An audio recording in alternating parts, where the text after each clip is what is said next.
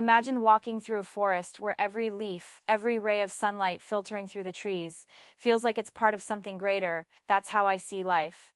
Every detail pointing to a creator. Science can explain how the universe works, but it struggles to answer why it exists at all. Where did the laws of physics come from? Why is there something rather than nothing? These questions lead me back to God, the architect behind existence itself. Without God, we're left with randomness and chaos. But with God, everything fits into a grand narrative of purpose and meaning. What do you think, Mo? Hold on a sec.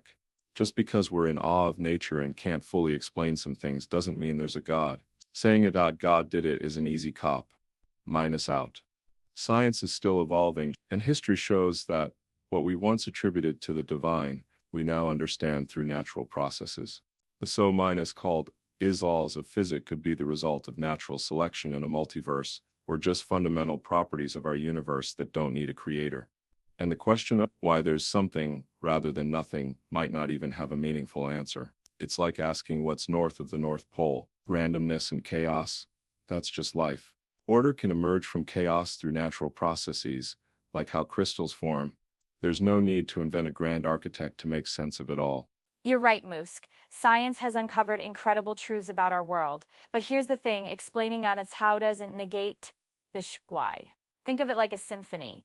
We can analyze the notes, the instruments, even the acoustics of the hall, but that still doesn't tell us why the composer wrote the music in the first place.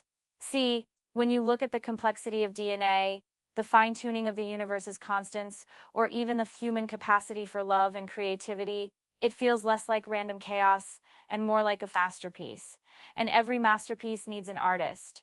Sure, we can call it natural processes, but that doesn't erase the underlying question, who set those processes in motion? You say randomness is just life, but I think it's deeper than that. Randomness without meaning leads to despair. A God who exists gives us hope, purpose, and a reason to keep searching, not just for answers, but for connection. What do you make of all this beauty, if not for a Okay, the symphony analogy is nice, but it's flawed. Just because we humans create things with intent doesn't mean the universe has to have a creator. The so minus called sight fine minus tuning of the universe could be a result of the anthropic principle. We exist in this universe because it has the conditions for us to exist. If it were different, we wouldn't be here to ask these questions. It isn't. As for DNA, it's a product of billions of years of evolution. It's a self-minus replicating molecule that has adapted over time, not some pre-minus designed blueprint. And saying that randomness leads to despair, that's just a psychological crutch. We can find meaning and purpose in our own lives, through our relationships, our achievements, and our contributions to society. There's no need to invent a God to feel connected. Beauty is in the eye of the beholder. It's a subjective experience that comes from our brain's interpretation of the world, not evidence of a divine artist. Musk, you're leaning heavily on explanations that assume there's no God to begin with. Take the anthropic principle, it's circular reasoning.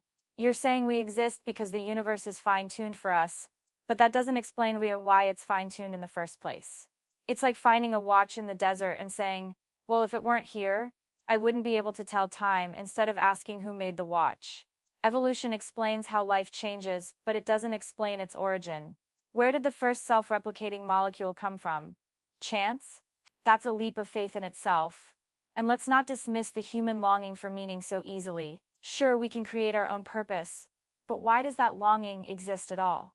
If we're just stardust, why do we yearn for something greater? You say beauty is subjective, but isn't it possible that beauty resonates with us because it reflects a creator's artistry? Why settle for randomness when the evidence whispers of Taylor, your watch analogy is tired.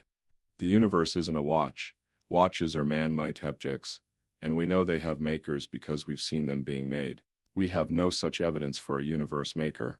As for the origin of life, just because we don't have a complete answer yet doesn't mean God did it. Science is still looking into it, and there are some pretty solid hypotheses out there about how simple organic molecules could have formed into self-minus replicating ones. It's far more reasonable to wait for scientific discovery than to plug in a God.